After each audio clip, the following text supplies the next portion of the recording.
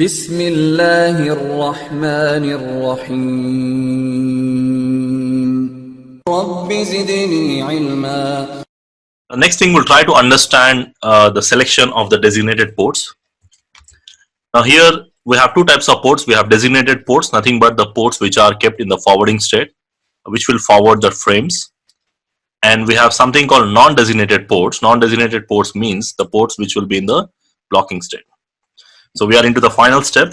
So we have seen that STP is going to ensure that if you have three paths, one will be forwarding, one path will be forwarding, remaining two will be blocking. Right? That's what we discussed. So now the final decision will be taken here. So in the previous sessions we have seen, so path to the, now basically what is designated port? Designated port is nothing but the lowest cost to read in the LAN segment. So in a particular LAN, which is the shortest path, that particular shortest path will be considered as a designated ports. Now we can have more than one designated ports. Like if you remember, we have seen the root ports. Now the root ports, I'll explain the difference later on. Designated ports and the root ports will be different, but they both will forward the traffic. Now here, every switch can have multiple designated ports. Like in the root port, we can have only one root port per switch, but on a single switch, you can have two designated ports also. Okay, so basically the port which is not in designated ports, we call it as a non-designated ports, or in other words, we call it as an alternate port or the blocking port. So the ports which are kept in the blocking state to avoid the loops, we call them as non-designated ports or the blocking ports. And one more thing you need to know is all the ports of the root bridge will have designated ports, which means in our example, A is my root bridge. So the ports of A, both the ports, maybe 3, maybe 4, all the ports. So every port on the root bridge will be designated ports. Nothing but it will forward the traffic. So it will be forwarding the traffic and it will be considered as a designated port or the forwarding port. And also the root ports also will be considered as forwarding ports. So typically here, root ports will not be considered as designated ports, but they both are forwarding. So typically they do forward the traffic. So in our example, we have seen that these ports will be forwarding because the root bridge will never have a blocking port. So there is no blocking port on the root bridge. So every port will be designated or forwarding, and all the root ports also will be in the forwarding state. So which means in this example, mostly this path will be forwarding because this is actually the best path, right? Best path towards the root bridge in our example. So just like similar to the root port, we have seen some conditions.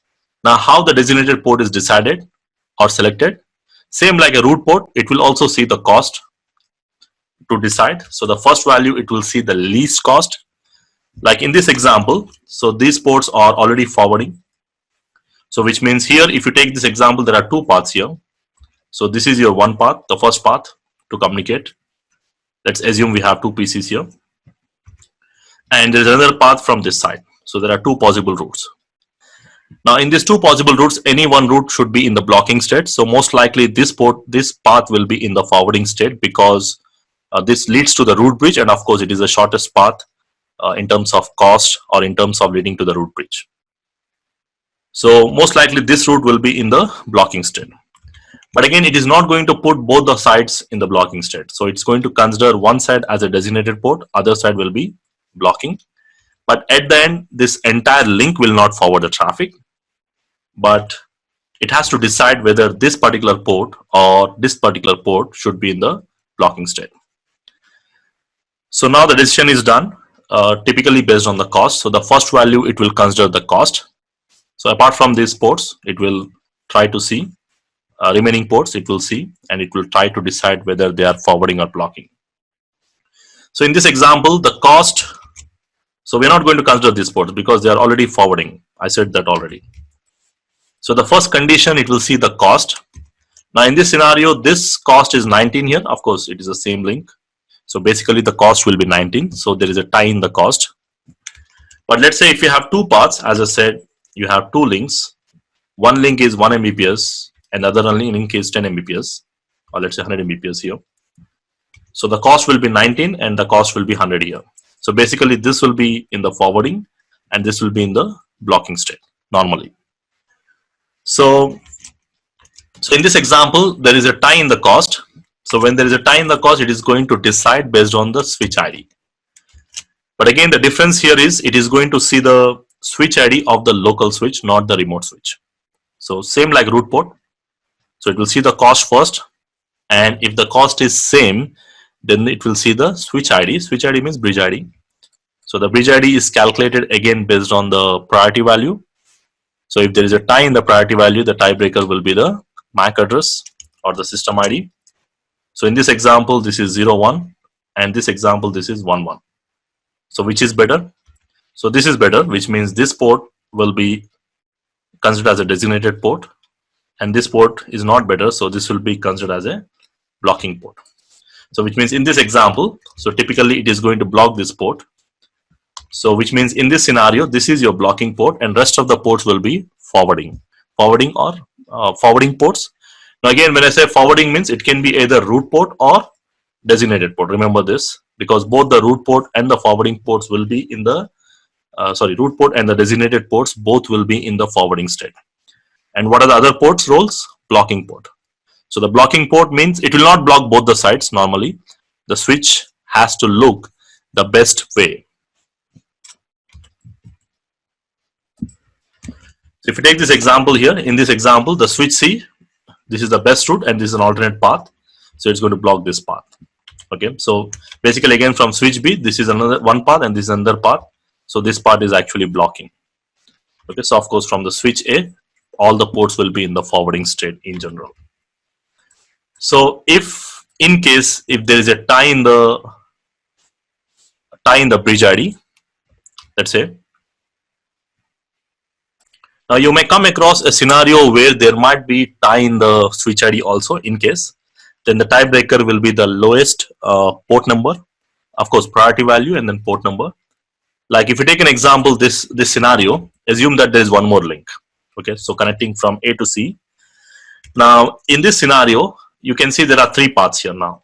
If you just take an example from the switch C to reach the root bridge. Okay, so the lowest path leading to the root bridge here. So from here there are three possible routes. One route is this way, and you can see there is second route and the third route.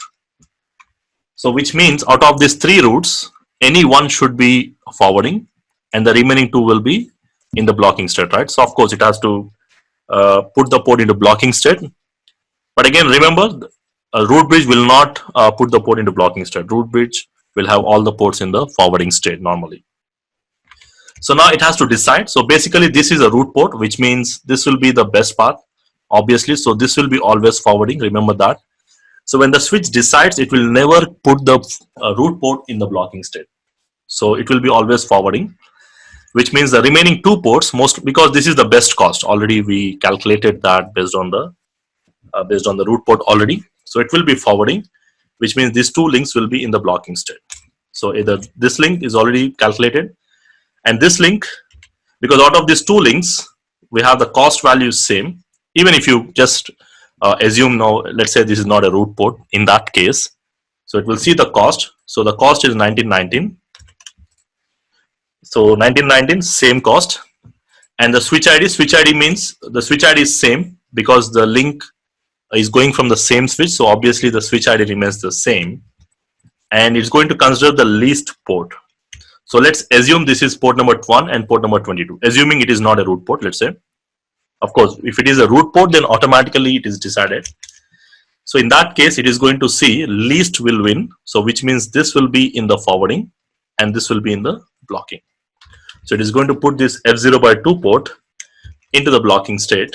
And of course, opposite side will be designated port. So it will not put both the sides in the blocking state. And all the ports of the root bridge will be in the forwarding all the time. So this is how it will decide. So initially it will see the cost, and if there is a tie in the cost, then the bridge ID. And if you have two links going from the same switch, then it will decide based on the port number. Port number, least will win, lowest local port number in this example. So this is the same example here. If you try to see the similar diagram here, you can see the red ones. So typically the red ones, you can call it as a blocking port. So here you can see this is your blocking port, this is your blocking port, slightly different topology or scenario.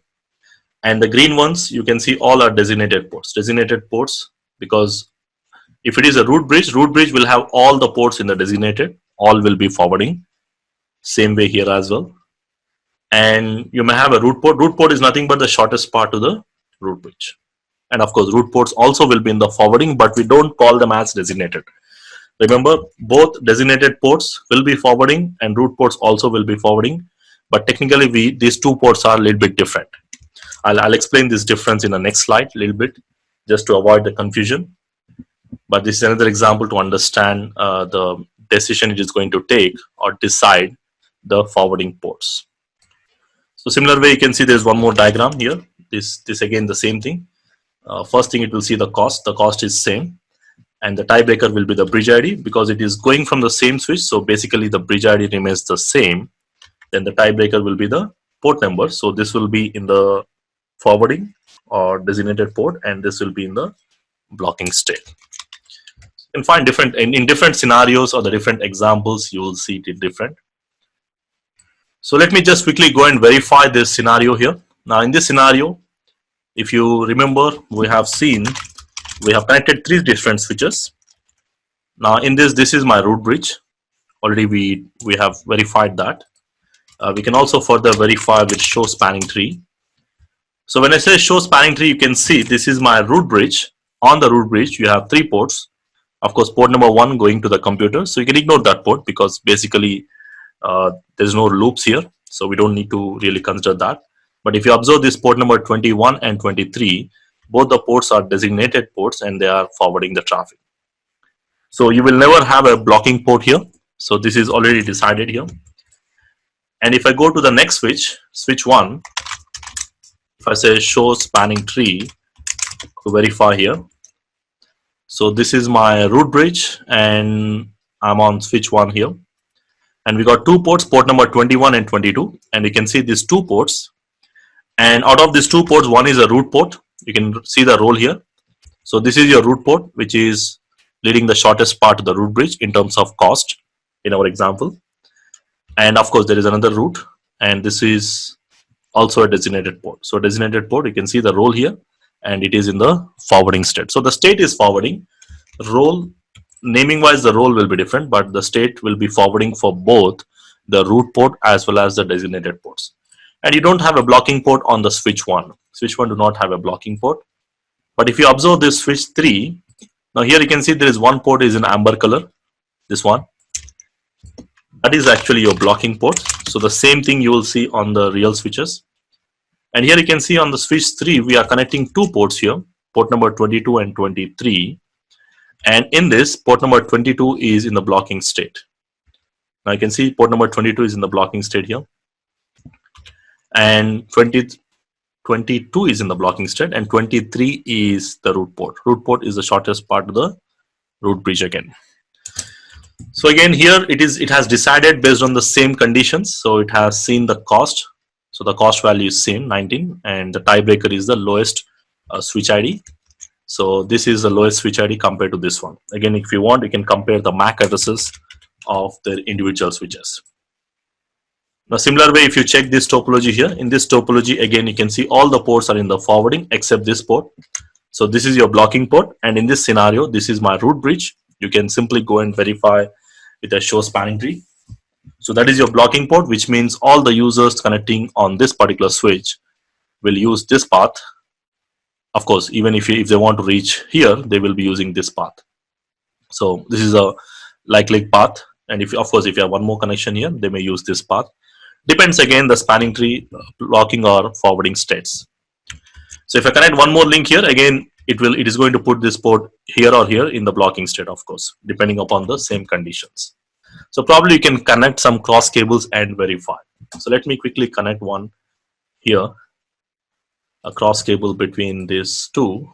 So let's say I'm connecting port number 24 going to port number 22. You can do different ports as well, let's say.